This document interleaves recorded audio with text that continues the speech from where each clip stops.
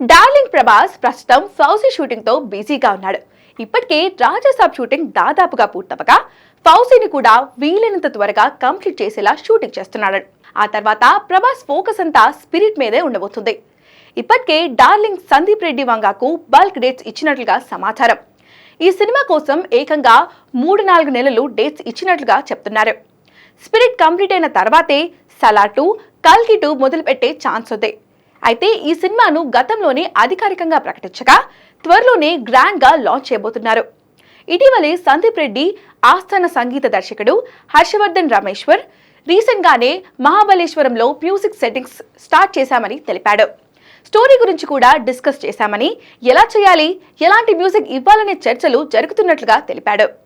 అలాగే లేటెస్ట్ గా ఓ ఇంటర్వ్యూలో స్పిరిట్ ముహూర్తం ఫిక్స్ అయినట్లుగా చెప్పుకొచ్చాడు.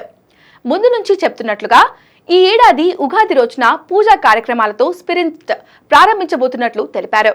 ఇక ఆ తర్వాత సమ్మర్ నుంచి రెగ్యులర్ షూటింగ్ వెళ్లనున్నారు. ప్రస్తుతం ఈ మూవీ ఆడిషన్స్ తో బిజీగా ఉన్నాడు సందీప్. ఇటీవలే ఈ సినిమాకు సంబంధించి కాస్టింగ్ కాల్ ఇచ్చారు మేకర్స్. దీంతో కొత్త నటీనటులను ఎంపిక చేసే పనిలో ఉన్నాడు. ప్రస్తుతానికైతే డార్లింగ్ అభిమానులు స్పిరిట్ మూవీ పూజా కార్యక్రమం కోసం ఆసక్తిగా చూస్తున్నారు.